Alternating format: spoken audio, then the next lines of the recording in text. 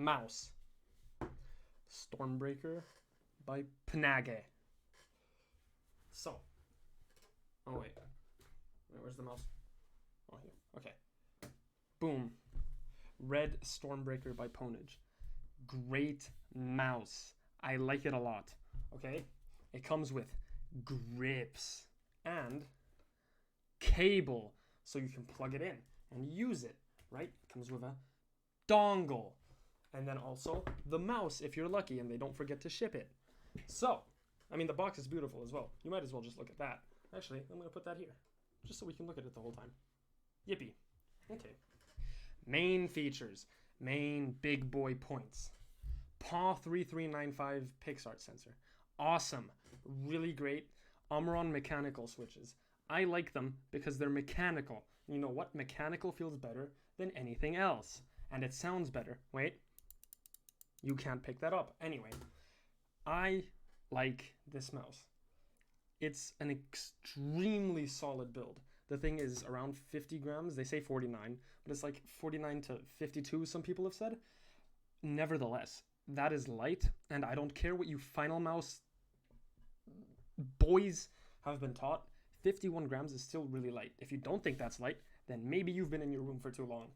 Anyway, it's so solid. It's made out of magnesium alloy like a lot of other metal mouse nowadays, like the Beast X, and also to reduce weight, obviously, it has the cheese grater on either side and the back, just like a Beast X, right? Not as big as the Beast X, not as noticeable, although I do like it because I can dig my fingers into it and claw grip it like this. I do think it's less noticeable on this, and they give you grips to cover it up if you do dislike it. The grips themselves are not that grippy. They're pretty slippery still. Coating is also kind of slippery, but I mean, that's expected with magnesium alloy. Onto the actual main selling points, right? It's 2K out of the box. The dongle's also, like, the dongle also is only 2K out of the box. It is 4K compatible, and there is a software update. Just be careful when you do it because it can fry your mouse and you can stop basically being able to use it. It can happen.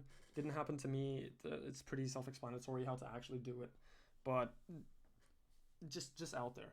4K compatible, and it has I didn't test the click latency at 4K. I know on 2K it's 0.6 ms click latency, which with switches that are this responsive and nice feels amazing. They're really heavy to click in, but not too heavy. They just feel nice, as opposed to like the Starlight, which has kind of mushy clicks on the side buttons as well. And obviously the movable sensor is my favorite part of this mouse. If you take a screwdriver, I don't have one on hand, but you can take a screwdriver and take it to these two screws and then move the sensor up and down. I really like this because I play in abysmally high sense, and I move my wrist. I mainly wrist aim. So when I'm wrist aiming, having the sensor be more outwards facing to the mouse means that when I move like this, there's less of a change in angle between the front than the back, meaning that I have a more horizontal flick, which I personally really like. Other than that, just using the mouse has been phenomenal. I'm not a big ergo guy. I'm still not a big ergo guy. I wish this thing were ambi, or, I mean, symmetrical. Non-ergonomic. Sorry, losing my words. Nevertheless, it's a great mouse. The price point is pretty steep, I would say. It's not that accessible for everyone, but I do think if you have problems with, well, not problems, but if you do want to experiment with sensor placement and you do want a solid, reliable, nicely built magnesium mouse, I think this is like a 10 out of 10 for you. For the average person, you might not need this.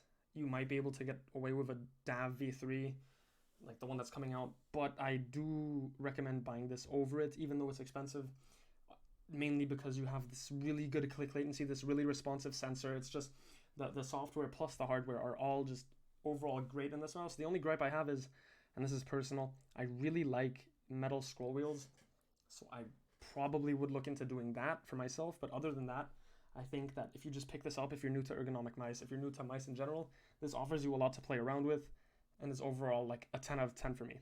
Anyways, I'm gonna go back to doing something else because I don't actually have skates for glass with this. Yeah, bye.